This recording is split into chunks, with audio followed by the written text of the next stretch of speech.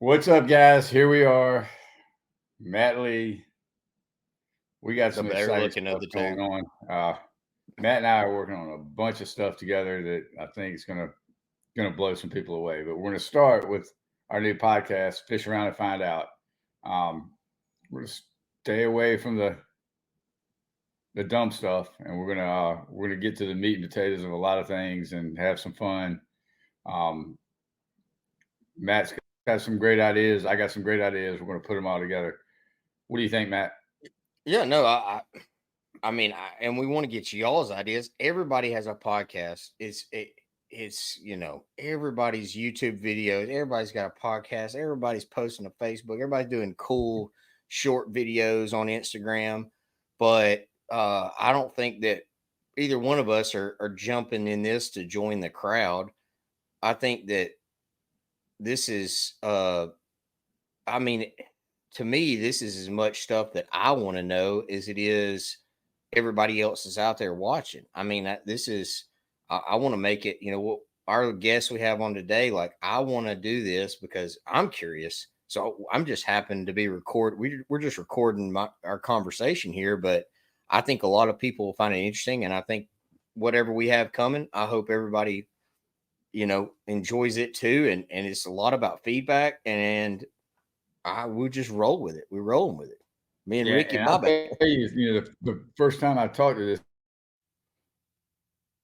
naysayers in the sport and negative people, he said, if anybody has any questions, give them my number and let them call me. I'll explain it to them. And that says something right there. So without stretching this out too long, we will bring him on. Alan Brooks, the man Yeah, yeah, behind the Touring Anglers Association. What's up, Alan? yeah, Hey guys, how are you? Good, yeah. man. Just a little bit of background. Like, Ricky has met Alan before, knows a little bit about everything that's going on, but I haven't met Mr. Brooks before today. Well, actually, turns out we have met, but very briefly. But I've got a lot of questions to ask, and I'm excited to hear Mr. Brooks, and so without further ado, if people don't know, kind of tell us what's going on in Alan Brooks's world. And Well, yeah, Matt and Ricky, thank you guys so much for having me. I listened to your intro, and I'm not a podcaster either. In fact, it's funny. I've actually never even had social media. I've launched a tournament called Touring Anglers Association, and my first instinct, as Ricky knows, was I even tried to launch it anonymously. Um, because I don't want to be a tournament guru per se or whatever. But Matt, you asked a question earlier about who is Alan Brooks and the story of TAA, and I'll give you a little introduction. So um, Alan Brooks, my hierarchy in life is my God and my family. That's first. Then my hierarchy is my company/companies. I've been blessed. I own a nationwide IT firm, and most of us have worked together for many, many years, over 20 years. So we are a family. And then I'm a bass fishing addict, right? So I'm a bass fishing freak. I just love it. It's in me. It'll never come out. No matter what happens, it's in me. I love tournament fishing. Um, so I'll just set up a little bit from the TAA. We were down at the Harris Chain in the last Open, and I'd signed up for the EQs last year, with my dream never being to make the Elite Series. I swear, if I made it, I wouldn't be able to do it just because of the obligations I have. But all my best friends are fishermen. All my friends are fishermen. We're sitting down at the Harris Chain, and I said, guys, Alan Brooks is not driving around 50 days again next year to bass fish. I just can't do it. So that was really the genesis was what happens? Could we create a tournament with the least travel? What would happen? And one more little asterisk there is I'd also owned Lake Allatoona in Georgia. I was the man behind the scenes for 20 years of building websites and organizing a very large pot tournament we had on Lake Allatoona called Monday Nights. And that's where all my best friends came from. I didn't think they could start it until I got there. Right. I mean, it's just in my blood. And so we did it and it's successful. I mean, we had as many as 100 boats in a pot tournament, and it was the best times of my life. And so I said, what if we did that again? Because, like, man, we just rolled up.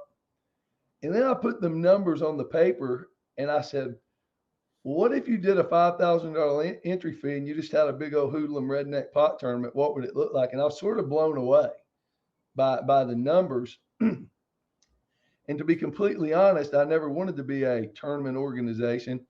I fought it all the way home, and I got egged on by a bunch of hoodlums from Alabama and my good buddies down there. Hell, we should do it. We should do it. So all the way back home from the Harris chain, I was like, don't do it, because I just was blessed enough to buy a farm, and I've been and I got property, and I'm up there having fun building barns. And I was like, that's more fun than building a tournament. Don't do it. But all the way home, I said, you know what I'll do? I own a marketing company too. I said, I'll launch it out there. And if I can get some interest, then I'll build it. And I sort of like was 50-50 whether or not I wanted any interest or not. And people started coming. So I said, all right, fine, we'll build it. So I formed a corporation, did the stuff. But the genesis is and remains, how could I build a tournament, high competitive tournament, with the least amount of travel and the most amount of payback? So I talked a lot. I'm going to pause and let you guys interject. Well, this all No, started like in September of 23, right? You put all this together in that very short period of time. Yes, sir, Ricky. It started down at the campground where all great ideas start from, on the tailgate of the campground at Harris Chain. And again, you know, I'm blessed. And one of the reasons I was able to do it is I do have a large staff that's worked with me. I've got a lot of resources. I've got a lot of relationships, you know, and I just came back and took my people. We fired up a website, you know, and we did all the stuff, and all that was relatively easy. Turns out the hardest part of the whole deal was finding a date to fish a bass tournament that wouldn't already took. That was the hardest part. Mm-hmm. Yeah, there was a lot that kind of starting at the beginning. It's funny that you said that. I had an engineering degree at Auburn that I finished. My parents would kill me if I ever like decided I was going to go fishing before I finished college. And I consider myself kind of the redneck nerd, and that like my wife gets on me, Abby, about, are you ever going to get off the computer and come out of the computer room? Because like that IT stuff is nerdy tech is right up my alley. I love it. And then you brought up about Altoona. You don't know a Tom Frink by chance, do you? No. I know him. So yeah. Oh, you do? I know Tom well. Yeah, we talked every EQ we talked last year. I know Tom well. Him and me use the same boat dealer. We've known each other for years. Yeah. Okay, so he roomed with Jordan. Long story short, is my brother Jordan and I at Auburn. Tom roomed with us for like 2 or 3 years. And just, you know, that's really between Tom Frink and Justin Lucas. That's how I really figured out, you know, a lot about fishing and techniques that I consider us in the Southeast really don't, you know, us Southern redneck guys don't really know, you know, the wacky worms, the nail weights, the wooden rat, like he threw at Chatoog, like it was, you know, that's where I figured that kind of stuff out from. So, awesome guy. And that's how I've never even fished on Altoona, but I've always heard about the tournaments and pot tournaments out there. So that's crazy to make that connection too. And one thing that strikes me is that wasn't not mentioned yet is the tournament being a no forward imaging. And it's kind of funny because I've really been on the kick of, you know, just like everybody's do away with active target live scope. And I'm kind of like, you know, just want to fish old school. And then for you to be an IT guy, you know, somebody that really respects technology to have a tournament that doesn't have the forward facing? Kind of how did that come about? Just curious. No, it's a great thing. And actually, and to double that, it's going to be on a spotted bass lake, the first tournament, which is where it would dominate, even if they were spawning. So I've got that stuff strapped all over my boat. I love it. In fact, Tom made that rat famous on Chatuge. I've got a lake house on a lake a little north of that called Notley, and that's my own personal playground. And I literally spent every Friday, Saturday, and Sunday after Poroznik beat us to death at Smith with that. I said, all right, I can't fish anymore. I now have to go learn this. And I spent 3 days for 1 year doing nothing but it. So I've caught some mega bags and I threw it a billion dots that didn't bite. And I got it. And I get it. To be honest, Matt, it was a business decision. It's not that I don't like it, but I will tell you that what made me fall in love with fishing was old school grinding. There's this, I like throwing at stuff. And then this, the truth is on a multi-day event, it is going to be very hard to compete unless you're looking at them on forward-facing sonar right now. It's going to be very hard to compete if they're not spawning. And so I did that, quite frankly, as a business decision more than I hate or I want to be an ambassador against forward-facing sonar. I just did it to say, you know what, let's see if there's old school people that want to have a tournament. And I've got more. I think people, this is just initial feedback from the hundreds of people I've talked to. More people could take that or leave it. They're probably like you, like I like it. I don't, but I didn't realize everybody hated practice like me. I didn't know that until just recently. I think everybody would like 1 day of practice, not 8. And that's the biggest feedback I've learned. Yeah, there's several things there. Like me, now I'm a Lowrance angler. So Lowrance makes a forward-facing active target. So, they're a sponsor of mine. I can't, and that's one thing about the forward-facing is these companies are making the technology and putting it out there, and everybody's buying it up. I got it on my boat. You got it on your boat. And they're the ones that help a lot of the industry, those tournament trails. So they can't really, and I'm not knocking. I feel a lot the same way that you do. Like, I always say that bass fishermen are gamblers. We're like at a poker table and you start out at the pot series at Altoona and you're $15 entries. And then you're like, oh, I'm going to spend $200 in a BFL. And then I'm going to spend $1,800 in an open. And then you're spending $5,000 in if you'd asked me at 20 years old to spend $5,000, $5,700 a tournament, that's ridiculous. I could never imagine. And now it's like, oh yeah, I'll throw in $5,700 and go do it. So I think something different. A lot of these guys got such, it's male egos. Oh, I bet I could win a tournament if we didn't have this, all this forward facing. Oh, well, let's put your money in where your mouth is and see if you can do it. And so I think it brings a cool new aspect to it that people are always chatting about online. And I think it should draw a lot of attention and interest for the tournament to do it that way. I think it'll be and it is funny that it's actually on a spotted bass lake. Like you've done well at Smith before. You're a Clearwater. That's the lake and you're the guy that sets up for, but really cool to see it. What's it going to be like without it? It's kind of, I used to always tell people about power poles is like, people, I don't need those on my boat. Well, then you have them on your boat. And the one time you need them and you realize you don't have them, and so now it's like, if I go out and don't look at a screen, I couldn't imagine just fishing a row of docks without actually looking underneath the dock and seeing if something's there before I cast. So I think it's awesome. I think from everybody that, follows it and the people that are, competitors, it's a cool idea. Different. Yeah. Yeah. And I'll say that, when I didn't know my target audience, first I didn't know, but the pledges represented three categories of people.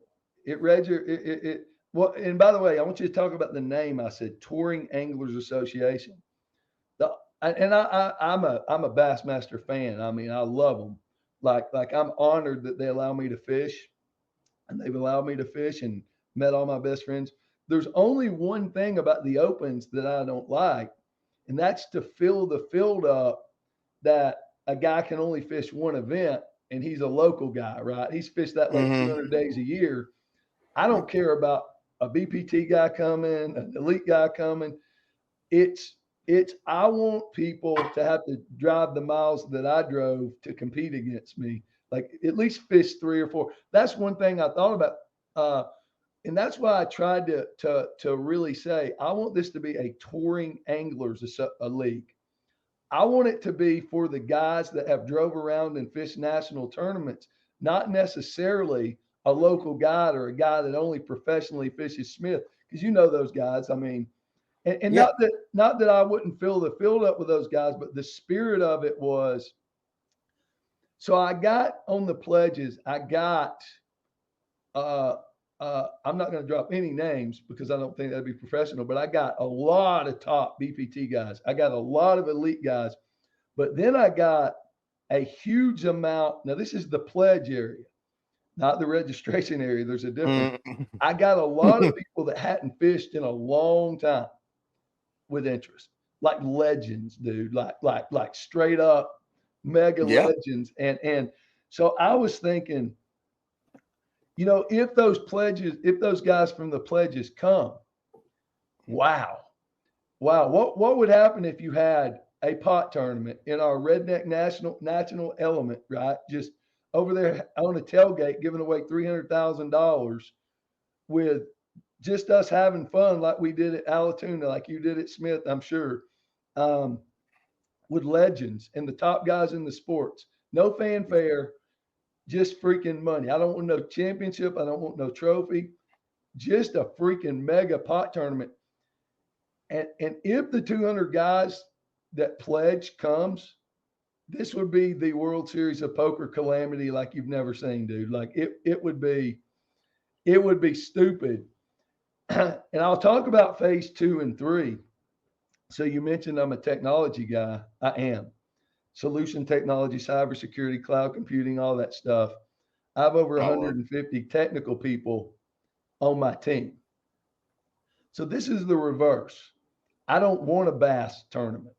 I want a bass tournament I can fish. I don't want to own one. But I don't like doing little things either. And I have 2 thoughts.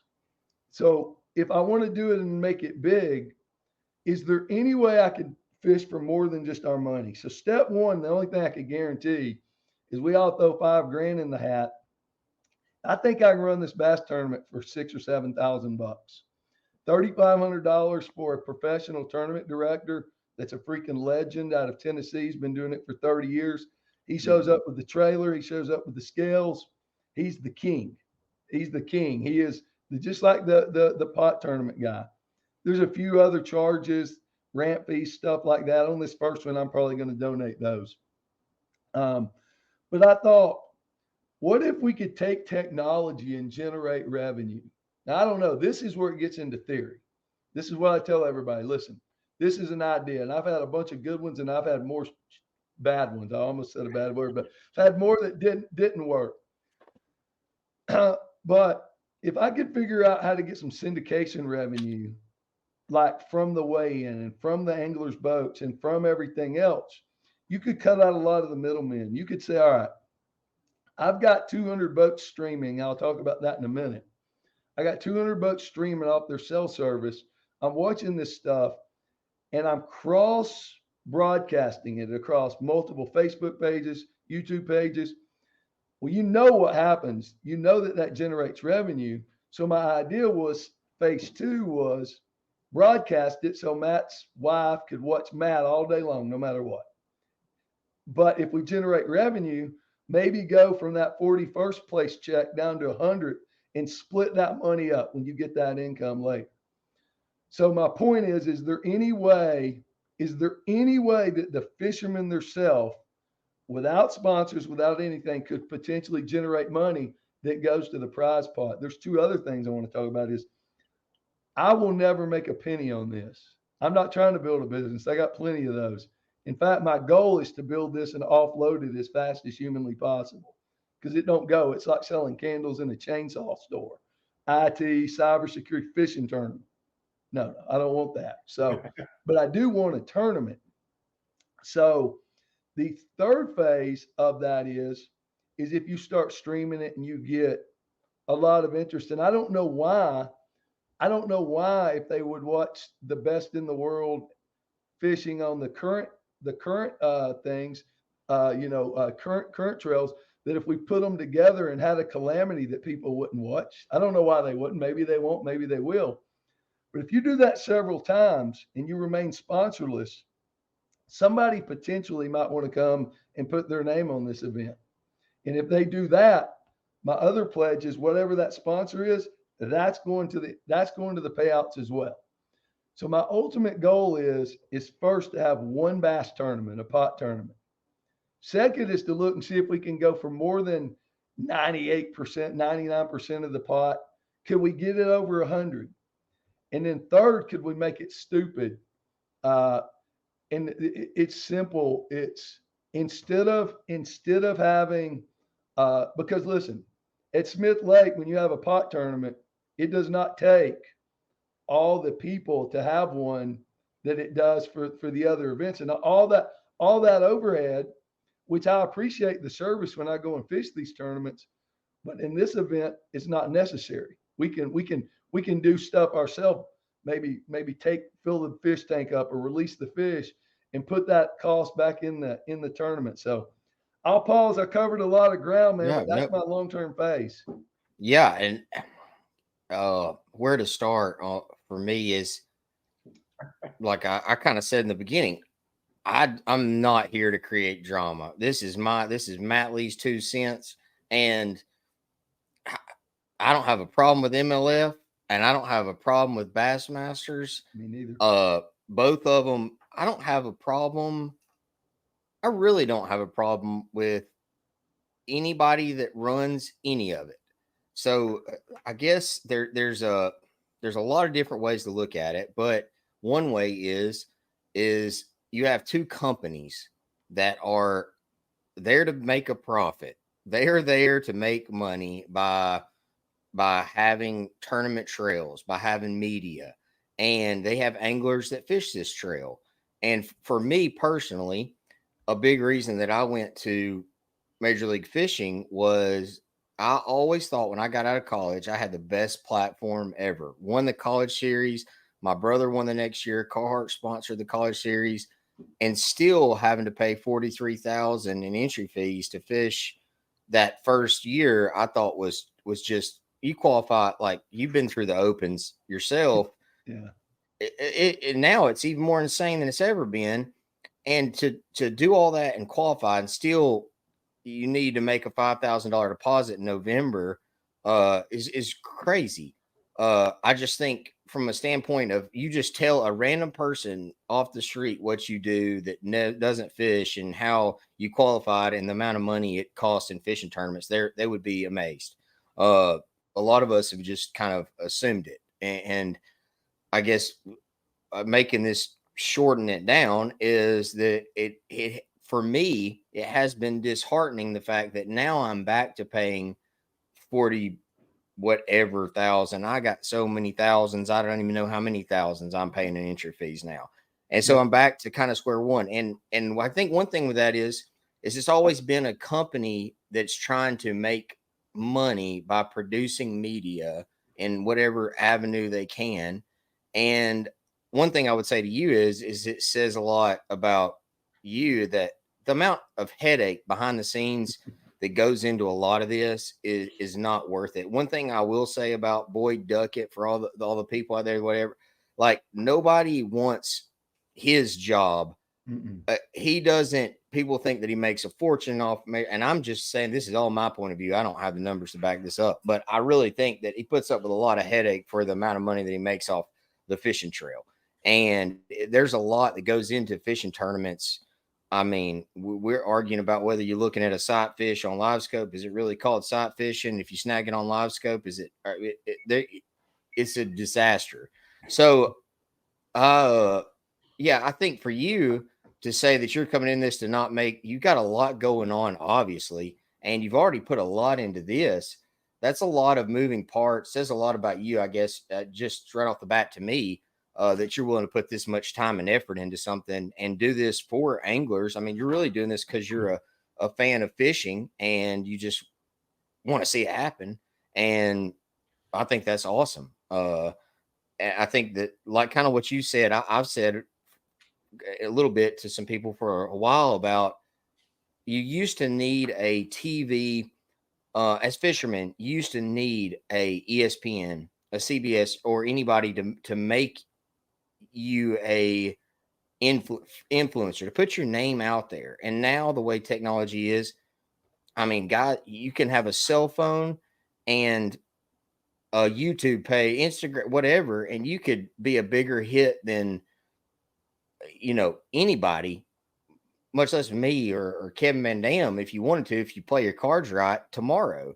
And it's crazy how that's changed. And so I think it brings a lot of opportunity in what you're talking about in the future. Who knows where it goes? But I would say, whether you fish Major League Fishing or bass, we now both, all of us, every organization, as anglers, we all fish for our own money. Now, they might pay back whatever. We can split the hairs we want to. We're fishing for our own money. And so what you have set up is really, no different, if not better, money wise than, I don't know the percentages. I should have done my research on that before we got here, but I'm taking $6,000 out of $1 million to pay yeah, to run the tournament.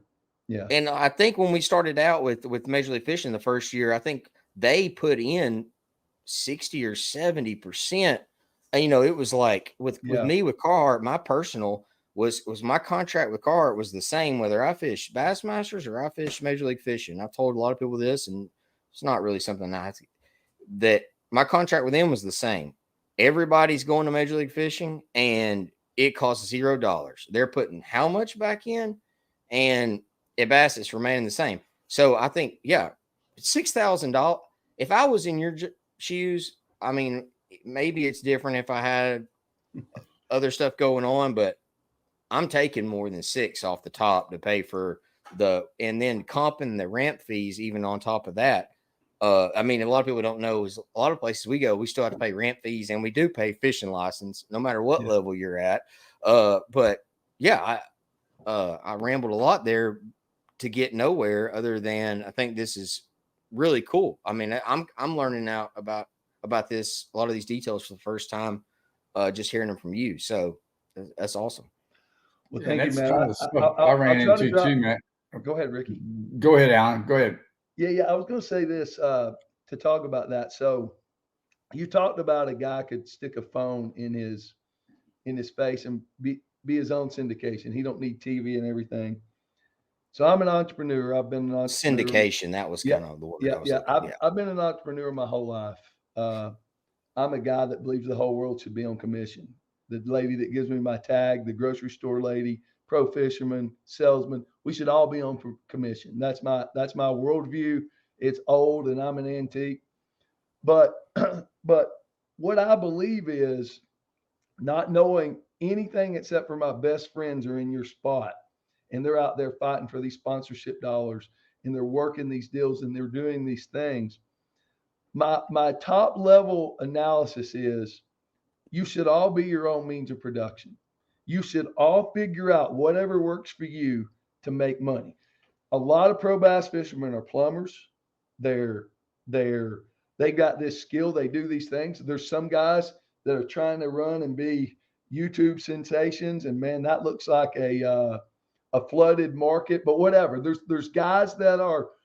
But my position is this: whatever you do, if you can do more of it, you should make more money. So if I take a fishing tournament and I say, Matt, in my fishing tournament, you're going to roll in on, and by the way, I'm only going to stay in the Southeast for a little bit if I can get this rolling. You roll in from Smith Lake to Lanier, you got 3 hour drive on a Sunday morning. We're going to eat. You're going to ride around half a day. We're going to fish Monday and Tuesday. You're off 2 days of work. If you make the cut, you're off 3 days of work, right? You go back to making money. So that creates an ROI on your income side, and it reduces your expenses from 7, 8, 9 days of gas and hotel down to this. And go look at the TAA payback. 40th place is $13,000. So I'm saying you may have $1,000 of expenses. You got a $5,000 entry fee. You could make $6,000 in 2 days bass fishing, whatever, profit. So I designed it selfishly, and I'm not trying to say Alan Brooks is making this for the fishermen. That's a byproduct. I love my fishermen, my buddies. I made it for me because it's the only thing I'm gonna be able to fish. But I also know that it's going to help a tremendous amount of people if we could get it going. And I'm a guy, man, that I'm a little ADD, but I do big things. And I want to try to make something. I want to make it stupid payouts because I think that'll come. I think if I made the payouts, if somehow by the grace of God you got to 125% with less travel, oh my goodness. I mean, I think anybody that tries to that gambles with a fishing rod's got to come at that point. Yeah. No, and I think, just for everybody, just my 2 cents, bass fishing, you get the question all the time. How do I get a boat wrap? How do I get a sponsor? How do I get, there is literally, everybody says 95%. I'm talking literally 95%. I told Ricky the other day, would I love to have Jordan Lee success and winning 7 tournaments every year? Absolutely. But for me, I do not make money off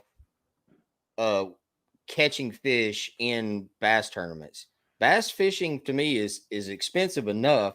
The fishing I get to pay for itself, and then it's up to me through the means you're kind of talking about to everything else. So you were mentioning like $1,000 expenses, 13,000 payback. The opportunity to actually make money even in a fishing tournament means a lot at this stage to most every guys.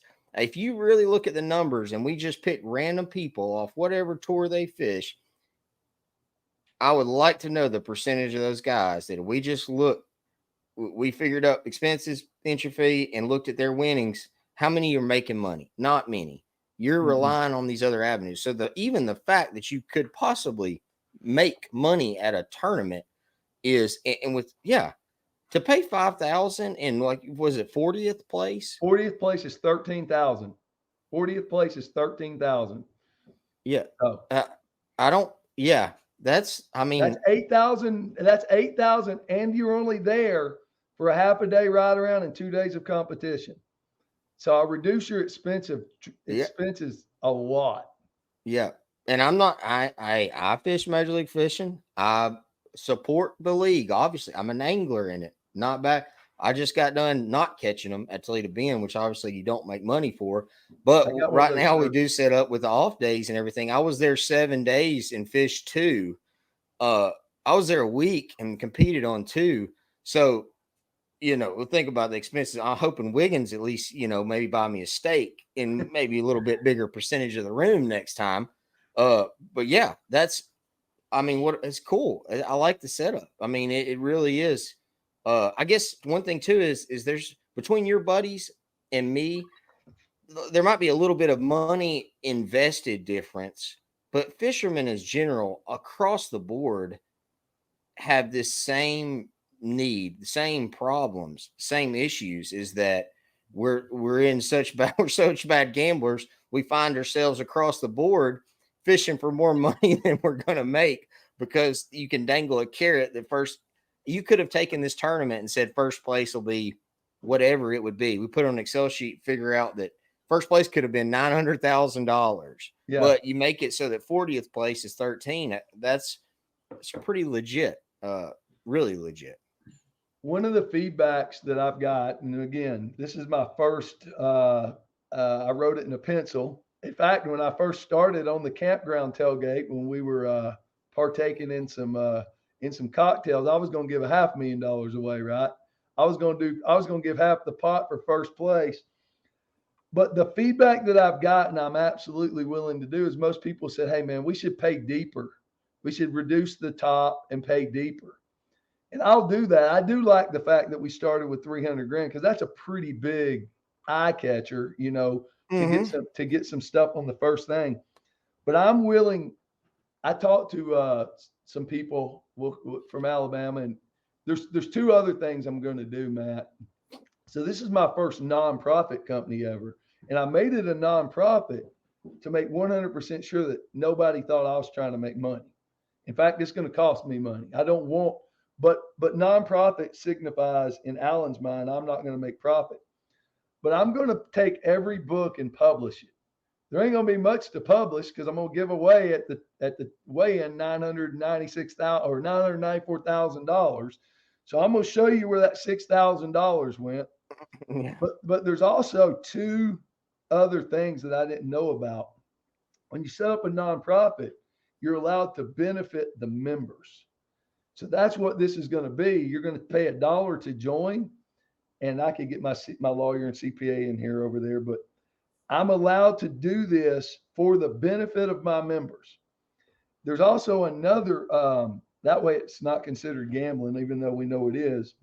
I was curious on the $1 deal because I did read that and I was like, there's got to be a story behind the $1. Yeah, that I got the some lowest handlers. membership fee I've ever. Yeah. I got some lawyers and some CFOs, CPAs in there.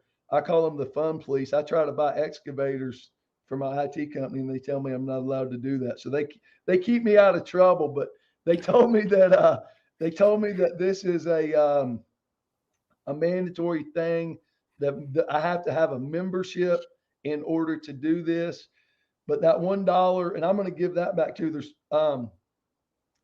long story short, on the nonprofit side, I have to have a real board, right? And what I'm going to do is I've already reached out to 2 anglers that I have huge respect for, and I'm going to bring some angler representation to this board, right? If this thing takes off, and literally they'll have the same vote I am. There's also one other thing I got to say.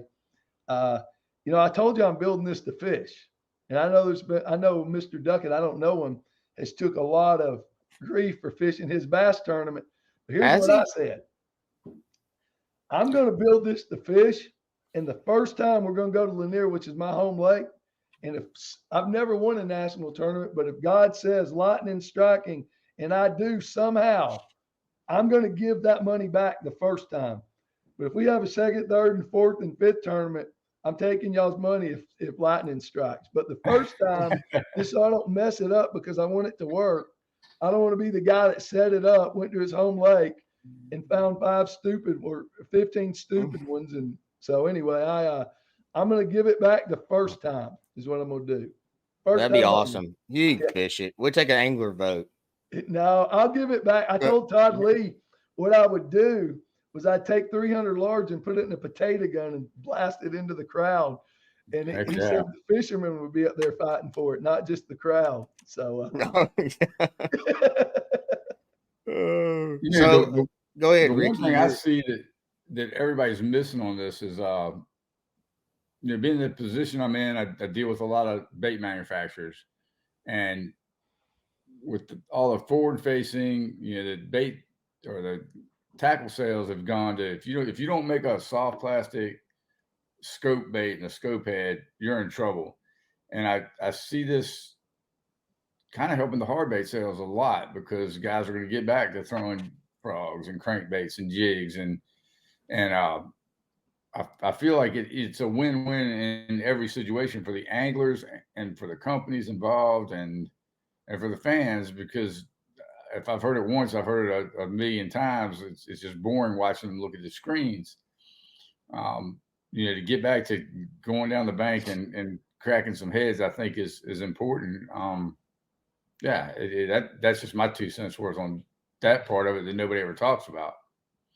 I think it's Matt can answer this, but see, I'm old school. I grew up finding fish with my bait and throwing at stuff I could see. But the younger generation, they're going to take a Demiki rig and they are never going to stop throwing at a dot. What happens to me after about 30 minutes of them chasing it and never biting it? I look over there and see something and I'm an ADD. I'm gone. I'm going to go see that dot. I'm programmed. The greatest marketer in the world is named Seth Godin. He says, we believe some of what we hear, more of what we see, but all of what we tell ourselves. And you remember what you learned on the battlefield. And the truth is, man, I remember catching one over here under this dock. And so I'm going back. They don't have that. They don't have 20 years of wet butts, underpowered trucks, changing tires. They got one thing, a brand new boat, a live scope. And listen, I'm impressed. I just watched it at Okeechobee. I'm very impressed with those young men. I was told, stay out of the rim ditch, and they just showed you can forward face anywhere, and but again, no, I think it is. I think there's, this day and age technology, everybody's going to complain about everything. I mean, it doesn't matter if Ricky's got his hat on crooked or somebody's staring at a screen or not. I would say that it's not entertaining as it is to see somebody stare at a screen. It's not very entertaining to watch them throw at a lay down either. I mean, back in the day, we watched old Bassmasters. You never knew what they were actually casting at. They were just looking up instead of down. But with that, it brings in, it's kind of like the Alabama rig. When I fish the opens, why am I going to throw a jerk bait or a spinner bait or anything else? I just throw an Alabama rig over a lay down out in the middle. I'll put heavier heads, lighter. It doesn't matter. Why would I throw the other stuff? And now it's like at a place like Toledo Bend, except for 2 weeks out of the year, our style tournament, I would say for sure, Wiggins kind of made me really think about this. Except for 2 weeks out of the year, you have got to be catching them on live scope. There's too many trees. There's too many fish that live off the bank in this structure. It's hard to even justify fishing the bank, except for 2 weeks out of 52. Agree. So I think, I talked to Swindle last night. I am not going to put him on blast on here, but it was, Smith Lake, he fished back in the day, double, he says double Catawata because of a buddy he had, but he's just, same way. He'd be running down the lake and he's staring at the screen throwing it, but he remembers them lay down fish with that spinner bait. That is, I've never caught a fish at Smith out of a lay down on a spinner bait, I don't think. I mean, Jesse Wiggins is probably never, well, he had it back in the day, but I think it just, I think it's awesome. I mean, you take me to a trophy pond, put me in a kayak, let's go, no graphs. I mean, you take us, I think a lot of these guys that people think I'd like to see how they do with, they don't mind fishing a tournament this way. I think it's just an awesome opportunity, and it brings in new baits that you're just not going to see. I mean, if you're looking at them on the screen, you got some kind of like blade type spoon, you got a jerk bait, and you got a jig head minnow, and Depps makes a Sakamata shameless plug that is juice, shamed plug, whatever is the juice. But yeah, you don't need the other stuff, and you can still, you might throw it, but you really don't need it. And I think this is just, it's awesome. Like, let's go, let's go to Lanier. And like, when I first heard it was coming there, it's like, oh my, could I imagine fishing a ditch at Lanier, like, or Smith or somewhere with a spotted bass and not being, just using 2D? Like, I remember back the Ehlers and Cody Meyer, they would catch fish like we do now, but on 2D, and like Lucas taught me a lot about that. Like, that's like some of those, just like flip-flopping it, those guys that you're talking about, it would blow some of these new age fishermen's minds. All these guys would catch them on flashers or 2D sonar. And there's guys, Swindle would catch them on a jig and spoon. There's guys, just like at Lanier at Smith, there's guys catching them some old men still fish out there with flashers on their boat and still reading it, like the pot tournament guys. I mean, that's insane. So it's not only does it bring up new baits on the bank, like square bills that you're not going to see as much of, but also like even if you're going to fish out, you got to actually line up on a waypoint Right. with your your 0.1 antenna and make a cast without being able to see the tree or your bait going through the tree. It's cool. I mean, There's two If I things should- to add there, Matt. One, just before I forget, is actually another thing I'm doing in this tournament is when you blast off, we're going to kill the wave points off of your graph for that lake. And the reason I want to do that is to avoid the buying of wave points. And that happens, and that didn't happen for a lot of years. Maybe it did. I was just naive, but last year I know about a lot that went a little crazy with commissions and bounties and all this stuff. So I don't want any of that. So if you go find a brush pile on 2D or down imaging or side, go find it. Because I get lost. And to me, forward facing sonar saves you time finding that stuff. I mean, so you won't have that, and you won't have a dot. I think a couple of interesting things would be, what do you do with that 3 hours now when you go to Smith or you go to Lanier? You're gonna have a troll around, you're gonna have a drive around, you're gonna go look for wind, for water. What are you gonna do? And I'll talk about this, and you guys will be the first to know about this. I've talked a little bit, but I'm a tech company, right? I'm not a bass company. I don't know nothing about it. I do know that I'm blessed to have a guy that knows how to run bass tournaments. It's going to help us. But I'm eliminating some tech off the front of the boat, but I'm going to bring some tech in that I think is kind of cool. You familiar with Microsoft Teams at all? Has anybody heard of Microsoft Teams? It's a collaboration platform known by Microsoft. I've been a Microsoft partner for 20 years at ServIT.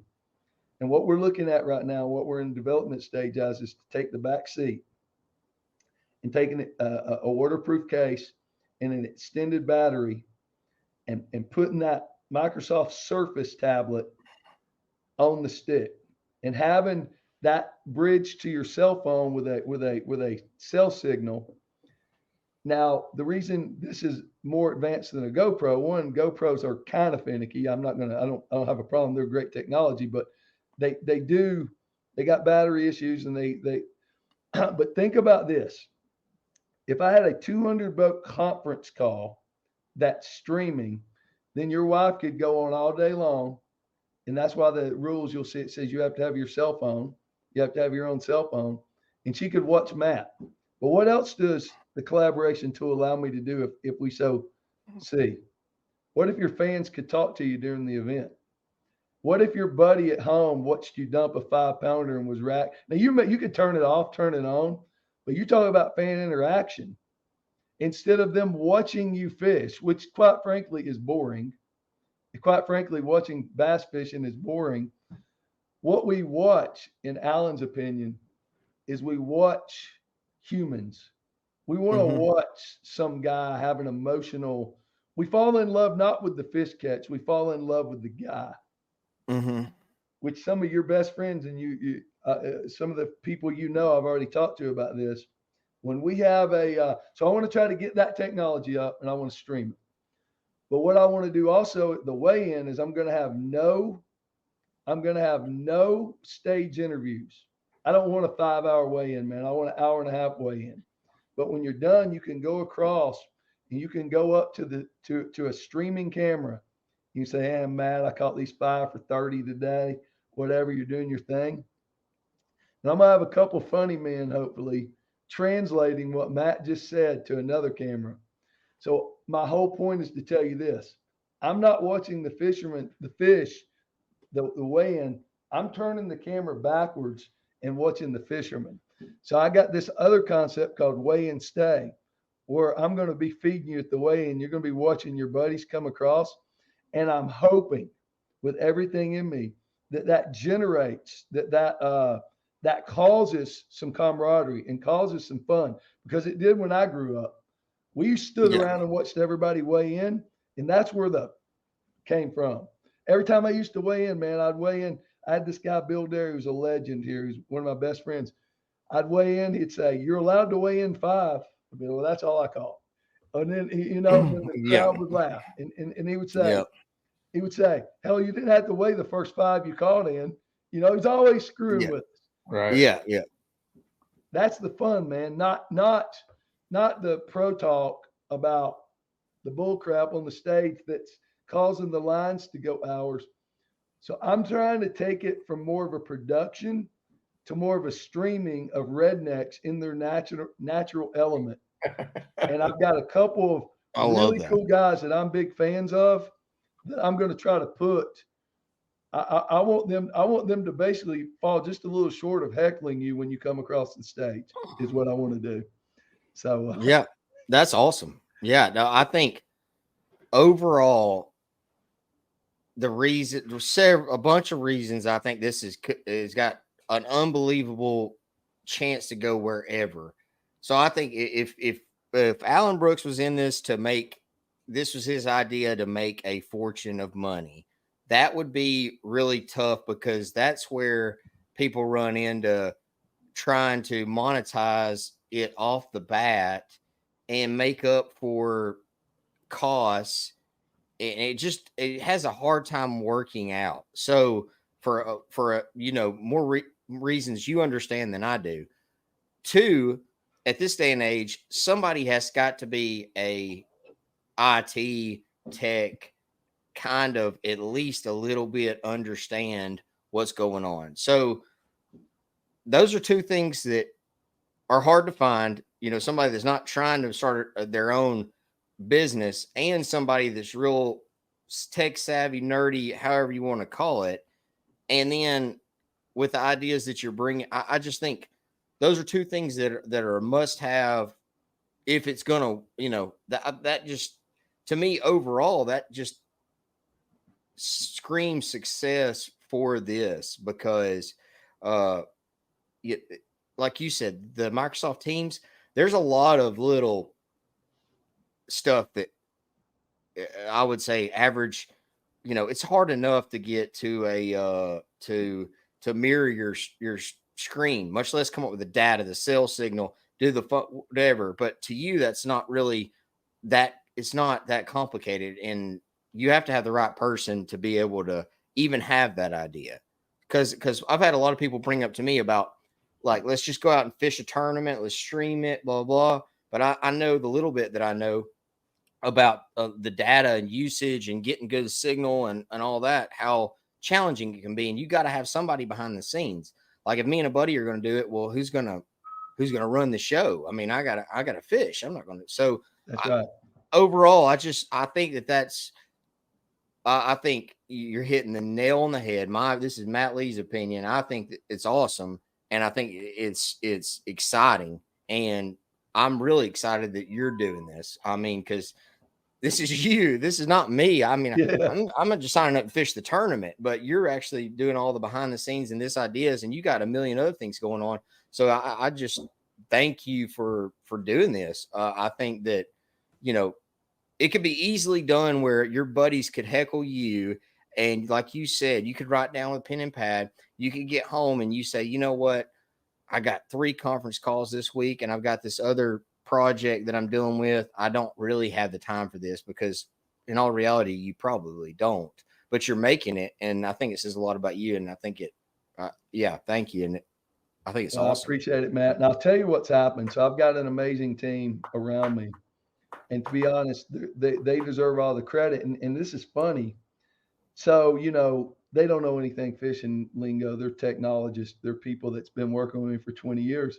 And I came back home and I said, let's build a pot tournament. And they had no idea. And I've just been talking and they've been building. And they are actually really excited. And the one reason I went to Lanier was so they could all come. I probably got 10 or 12 people working on this thing right now. We've done all we can do right now. We built the site. We bought the business. We rewrote the rules. We bought the insurance. We got the permits. We've done everything we can. And I think things like this broadcast and others this week that I hope to do are going to help get the word out. Because the one thing I don't have, and I'm still against, is social media. I don't have a way. There's a lot of anglers that pledge that still haven't signed up, and they don't even know that it's the registration's open. So, Yeah.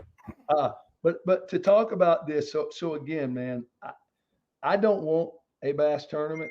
My goal in life is to take my resources, my network, my team, build it, and then get rid of it. And what I said was about that sponsorship situation. I'll say it live here. I'm not going to take little sponsors. A couple of guys have already came up and said, "I love your idea. Let me help you." It's there's a sponsorship for sale. It's just not on sale. So the reality is this: I want us to go take these 200 boats, have the freaking time of our life, fish for all of our own money, have a great time, eat good, fellowship. Do that 2 or 3 times, create our own streaming. And if you're a sponsor out there listening, I'm holding one spot. When you go to these other organizations, there's going to be a million names up there. I remember the Winston Cup back in the day, right? That's what I'm looking for is one sponsor. And here's the deal. Not just a sponsor. I'll make you a deal. You go get a sponsor somewhere else, they'll put your name up real big. You come give us $1 million, I'll give you a fishing tournament. You can have the sponsor and the fishing tournament because I don't want it. We'll keep my deal is I want this to be for the benefit of the fishermen members, and I need a place to go fish that I don't have to drive around 8 billion miles. I don't mind getting beat. I just don't want to get beat in Texas and in New York, and I want to get beat in the Southeast, please. So. Yeah.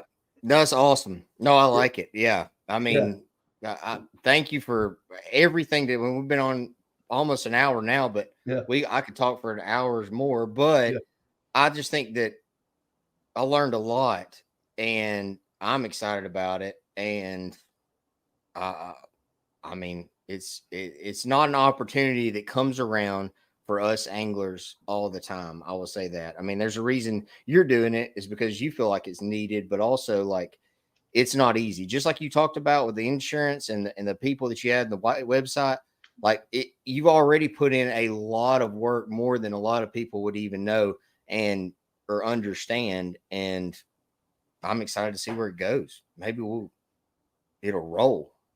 I hope so. I want it too bad, man. I want it to work. The only thing I'm committing to right now is if I get 200 boats is to have one tournament. I want to keep it in the Southeast. I'd love to do it. You know, if I could have one right now, I'd probably have another one in the fall if we could get one up. But again, I think the biggest help is to spread the word. Tell the guys, hey, I've got plenty that pledged.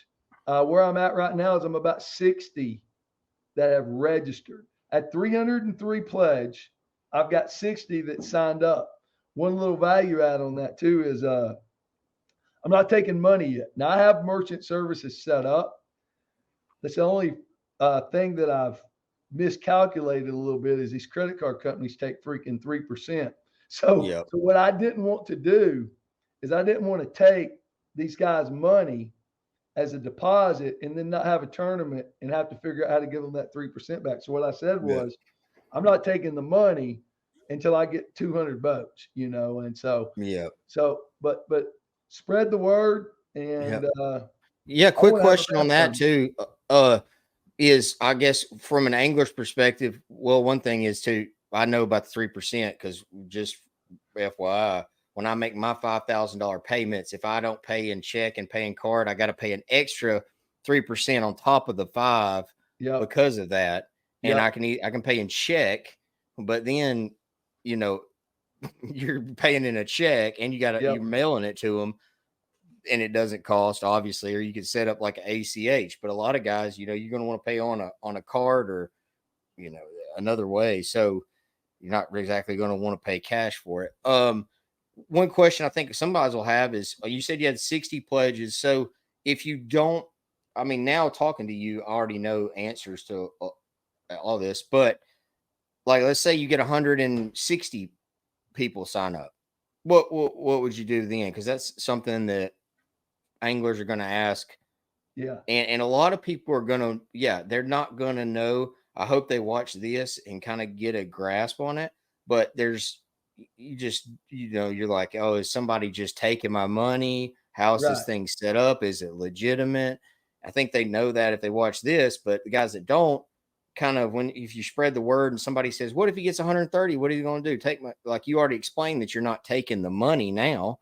Right. So touch on that just quickly.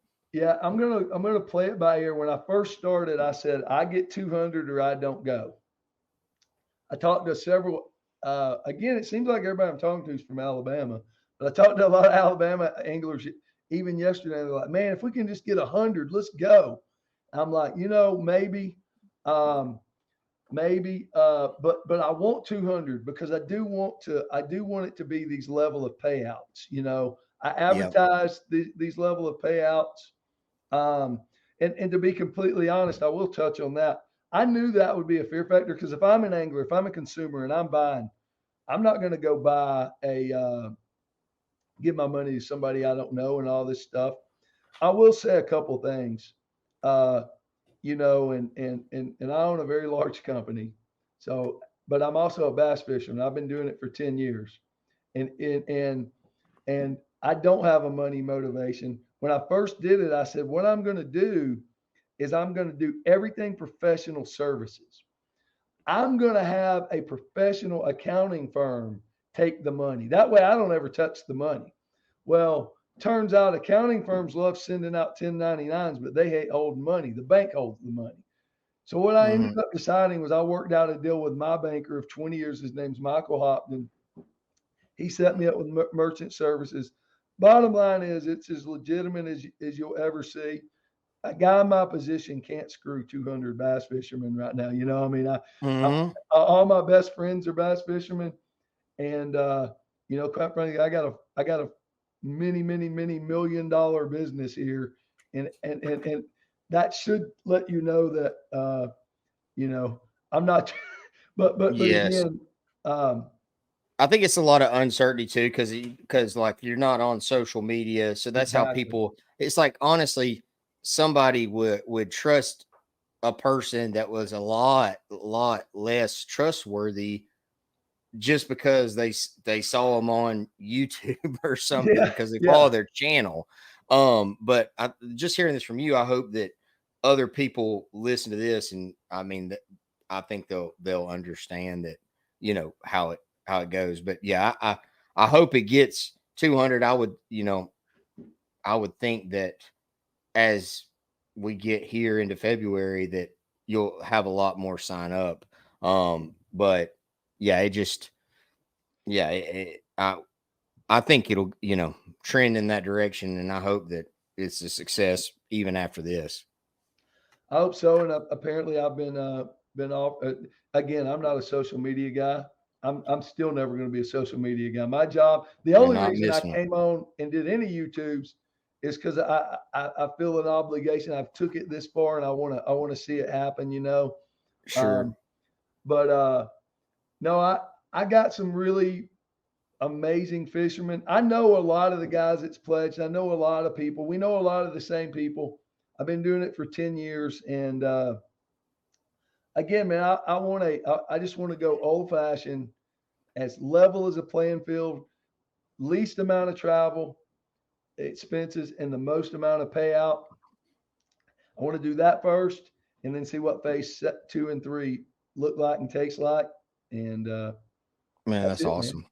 Thank you. I appreciate your time today. And I'm like in full disclosure too. I was one of the ones that pledged, and I haven't signed up. I was talking to Wiggins about it actually at Toledo Bend a few days ago, and then Ricky told me about us getting on here and doing this, and so I'm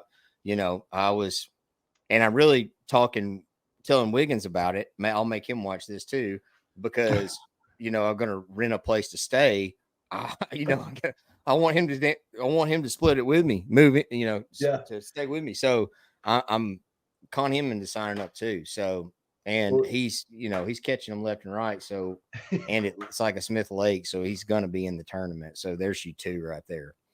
Go ahead, Ricky. Todd Lee. I just traveled with Todd Lee. I got to tell you my quick Donald Trump story, man. Yeah. Tell me. So, Todd Lee owns a grocery store in Sons of Arley. And Jesse came in there and he's told him, Todd Lee's the #1 salesperson for this tournament because we've been buddies for 10 years. right? And Todd knows my heart. Todd knows me, and super nice guy. I mean, oh yeah, it was Well, like salt of the earth. we just went down to Okeechobee. I go to my normal every January. I go down there and leave some money for you bass killers. I go down there and donate some money in a bass tournament. Worth it for the weather. Exactly. Usually. Yeah. So long story short, Todd knows everybody, and he got us on to Naples National Golf Course on one day while I'm supposed to be practicing. But I sort of knew where I was going to fish. We call it the sticker pattern. Went down the lake and found boats with 400 stickers and said, you know what, that might be a clue, and that's just where we're going to fish. So the second day, he got us on Trump National, and man, it was insane. I've never seen anything like it, and I probably shouldn't announce this, but I'm a huge Donald Trump fan, and so we go to Donald Trump National, and we're eating, and they're like, "Hey, the president's here." We're like, "What? President Trump's here?" There's Secret Service guys everywhere. Well, I'm in the gift shop buying hats, which are ridiculously expensive, but I'm buying a couple baseball hats. Todd comes, grabs me, and says, "Man, the president's coming up number 9." So I got a video here of Donald Trump about 100 yards out, hitting the pitching wedge or something. He ended up about 6 foot from the flag. We're excited, like, holy cow, this is amazing. On his first swing, or is it a mulligan? You saw it in person. His first swing. He's a stud. Show us the video. We got to see the video. I don't know how I can do it, but hold it up. I'll figure it out. I'll get it to Ricky and let him publish okay, it. yeah. Well, yeah, you'll have to put it in here, Ricky. Yeah. But long story short, dude, we roll around and we play our 9 holes and we're just having a big time. And I said, "Hey, Todd, let's go into the club on the turn." Our caddy says, "The president's in there." We say, "Dude, no way." So we said, "Can we still go in there?" And we walk in there, and he lets us go through this door, and it's us, President Trump, and 3 guys and like 10 Secret Service guys. And we're 10 foot away from President Trump when we walk in, and Todd Lee says, "Sir, I'm looking forward to voting for you." He said, "Thank you. Thank you." I said, "Mr. Trump, I'm a huge fan, sir. Thank you for everything you've done." He said, "Thank you." So I take my hat off I've just bought, and I go up to the bar, and I'm sitting there, and Donald Trump walks up to me, man, I swear. He says, "Give me that hat. I'm going to make it worth $15,000. And he gets a Sharpie from behind the pen. He said, "What a beautiful hat." I said, "Sir, if you sign it, I wouldn't take $15,000 for it." And I don't even know. I'm not even going to repeat the gibberish because I'm completely fanboying, going crazy. He touches me on my shoulder, shakes my hand, and I turn around and looking at everybody like, I just won the dang Bassmasters Classic, man. But anyway, isn't that crazy? Is awesome. That is awesome. Yeah. That's awesome. I'd be scared to like do something wrong and Secret Service is going to jump me, telling them boys what kind of background they got. They ought to raffle that off at the tournament too. Oh yeah. Yeah. So that's awesome. Registration's open now. Tell everybody where to go to get signed up. TouringAnglersAssociation.com.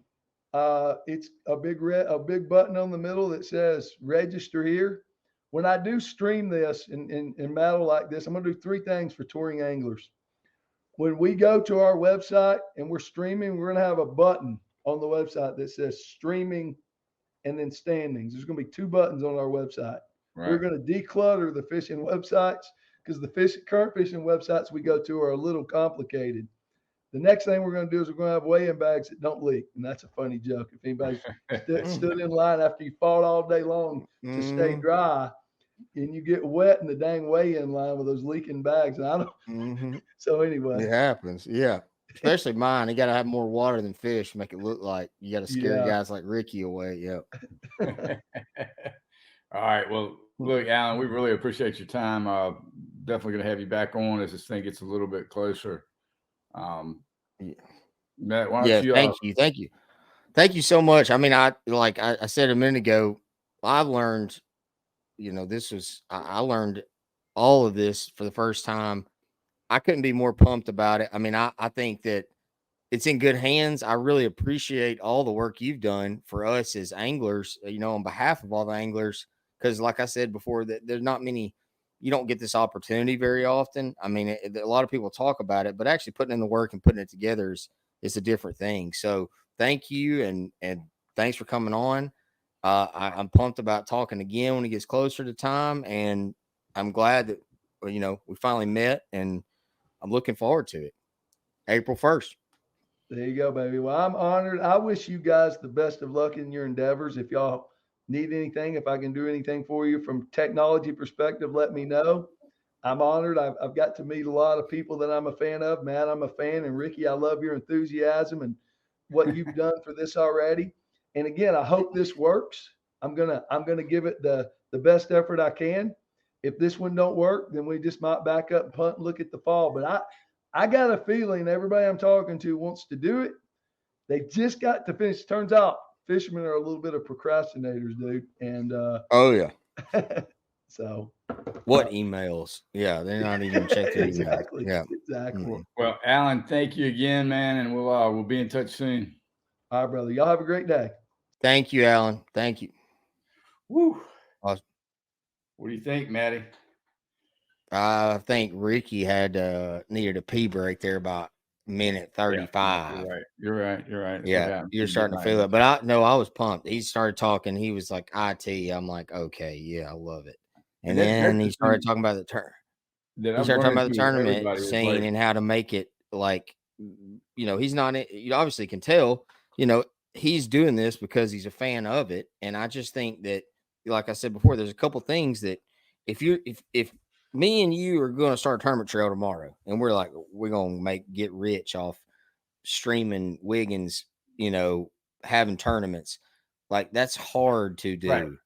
But to have a tournament where guys are literally going to have the opportunity to fish for their own money in hopes that it gets more, and you don't have that business on top that's drawing money out, that's bleeding having to make money, that's bleeding it, then dude, the possibilities are endless. And I'm pumped about it. You told me before about how, what you thought, and I believed you, but it just reconfirmed it now. Right, but it's hard for somebody, and I've got that from so many guys. Well, why would he do it and not make money off of it? Well, I think until you get the experience of talking to him, you don't really understand. I mean, because for him, it's definitely not about turning a profit. It's yeah.